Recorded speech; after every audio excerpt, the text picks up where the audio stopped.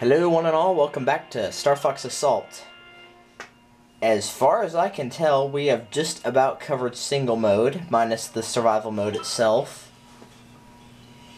The only thing I have not done is show you how to make the new user, which is easy enough. You just hit new user, select whatever you want your name to be, and after you're finished, hit done.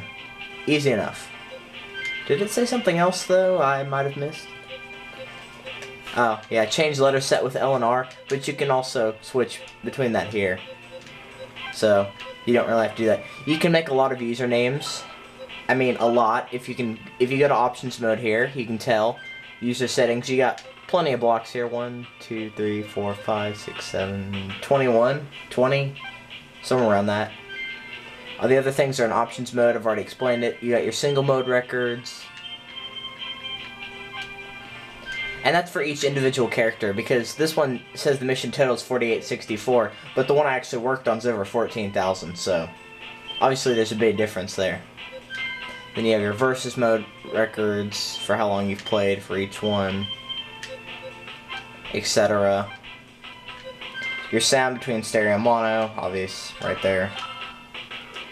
One other thing I would like to mention before I actually get versus mode started is the fact that you may have noticed this already, I do not know. I have now officially collected all the medals for silver mode. There's no way I'm trying for gold, sorry.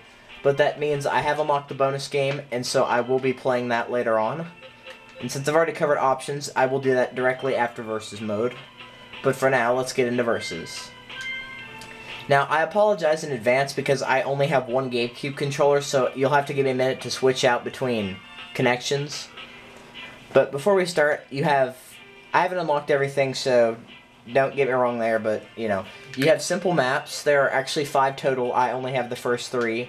You'll have areas from your story mode: Katina, Inner Sargasso Hideout, Outer Sargasso, Ficina, Soria, Corneria, The Gate, Aperoid City. These are all from story mode, and after you beat the mission, you'll unlock them.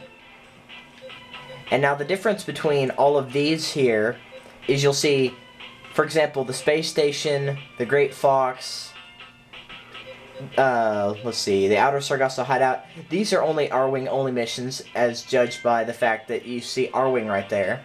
Some of them, such as the Inner Sargasso Hideout, the Simple Map 3, there might be one other, no, just those, can only be used on foot. There might be some other simple maps. But you'll see ones like these, Ficina, Soria, Corneria, other ones like this, where you can actually beat all 3, meaning Pilot, on foot, Landmaster, inside the Landmaster, or Arwing. They're all 3 highlighted right now. If you want to avoid using one, then you need to deselect it, and it looks like this. So if I played this right now, I would be able to walk on foot. I'd be able to use the Arwing, but not the Landmaster. If you choose to take out Pilot, it will automatically take out one of these 2 at random, because you'd have to be Pilot to switch between Arwing and Landmaster. So basically, Pilot's going to be in all the time. You're basically usually just going to deselect the Landmaster, deselect the Arwing, or deselect everything except for the Landmaster and Arwing, is basically what it's going to look like. So I guess we'll just start with Simple Map 1. Pilot has to be on right here. If it's red, it has to be on. If it's blue, it can be switched off. I will turn off the Arwing because the simple maps are fairly small. And now that we're moving on to that, we'll go to the characters. Some things some people don't know whenever they're starting versus mode is you can hit X and you'll get your character's abilities. So the current selectable characters are Fox McCloud, Valka Lombardi, Slippy Toad, and Crystal. And once unlocked through story mode, you'll be, or not through story mode, through versus mode, if you play 15 matches, you'll unlock Peppy Hare. And if you make sure everybody survives each and every one of the story mode missions at least once in your file, you'll be able to unlock Wolf O'Donnell. As you can see, Fox is fairly balanced. His health is 3 out of 5. His running speed is 3 out of 5. His Arwing is 4 out of 5. Landmaster 4 out of 5. For the most part, he's balanced, which is what he's designed to be. Moving on to Valko, his health is low, and he can die very easily. As you can tell by the stats, he's designed to be in an Arwing more than anything. Slippy Toad is very good in the Landmaster. I mean, very good in the Landmaster when I say that. He also has fairly high health, If you notice, Fox and Valko don't have anything in this black area down here. But Slippy Toad has something that's called Charge Speed times 2. This means whenever he's defeated, the ability to charge his blaster will be the speed will be twice as fast. Then you have Crystal, who's overall fairly weak. I mean, some people probably still use Crystal, but overall she doesn't have a really thing that makes her stand out very well. But whenever she's defeated, she will come back with Barrier Possession times 2, meaning she will come back with 2 barriers automatically. Peppy Hare, obviously, he's very good at charging his laser fast. He will work fairly well in an R-Wing or a Landmaster. His health and speed aren't that great, though. He is the slowest of everyone. Whenever he's defeated, his charge speed will be times 4, so twice as fast as when Slippy respawns. Wolf O'Donnell has obviously high health, very good in an R-Wing, very high speed. In my opinion, though, he is a little cheap to use, for the simple fact that, you know, I mean, make it a little bit of a fair fight. Pick, like, Fox versus Valko versus Slippy versus Peppy, right now. Make it a little bit fair. Don't just, like, choose Wolf automatically because his stats are high. And overall, there is one weakness that he has. He's very bad on ground combat, which I believe is what the third thing is on here. He's very bad at ground combat. I'm just going to say it now. Some people think Wolf, if it's an R-Wing only mission, that he will start on the Wolfen. That is not entirely true. You have to play 150 versus matches to unlock the Wolfen, and I do not have it. So I apologize for that. I've only played this a little bit, guys, so you're going to have to give me somewhat of a break. After you selected your character, you can make your handicap low, none, or high.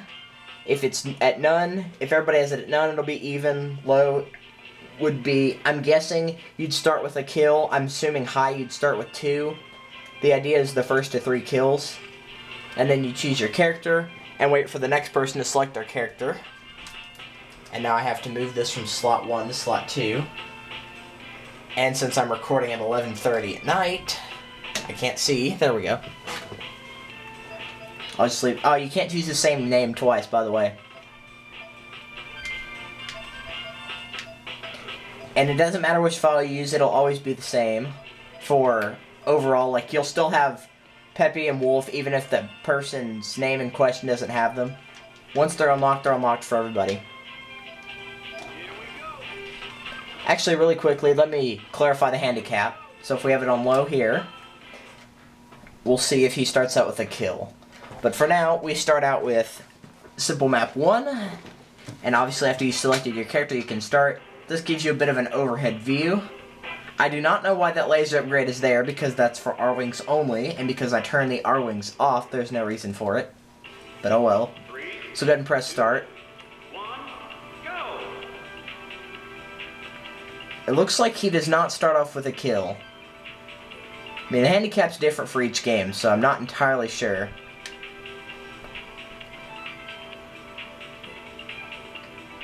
But versus mode is a lot of fun. I mean, obviously I'm just doing this by myself to show you the mechanics. I will have some versus mode matches later.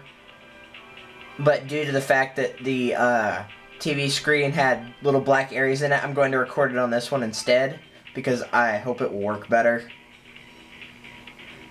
But the simple maps, really, I mean, obviously they're simple maps, duh. The Landmaster, acquiring it, is the same in story mode in the sense that you have to press Z to get in, press Z to get out. Right now I'm busy collecting weapons so I can show them all off. And for the most part, I think I have them all. So you start out with the original blaster. You know how that works by now. You've seen it in story mode about 1,000 times. You have your machine gun, fires really quickly. You have your rocket launcher, which can actually target very, very, very far away. For example, if I go all the way over here on radar, and I get Fox targeted and shoot, well, provided it doesn't hit a wall, you can see the lock on Fox, and if I shoot at him, his health will decrease. And you can obviously tell by the gauge in the corner that his health went down, and you can also tell that Valko's is a lot lower than Fox's is. They're about on par now. And then you have your sniper rifle, and the sniper rifle is a very powerful weapon. It will take out anybody in one hit except for Wolf. The only downside is you have to find a good place to snipe, but for example, this will be a one-hit kill right now. Once you've defeated somebody, your screen at the bottom will say you defeated whoever the player was. It will show their color depending on what, if they're first, second, third, or fourth. Just, you know, extra stuff. You have grenades, which you press and charge to throw. You have your sensor bombs. That actually hit Fox and did a fair amount of damage. And that is mainly it for the weapons that I have acquired. There are several others. I will show them off later if I can get them unlocked in versus mode, which will require a lot of energy on my part, but hey, I can do it, so. Okay, now something very special. This is a weapon that's very hard to acquire. You can see Fox has it now, and it's huge.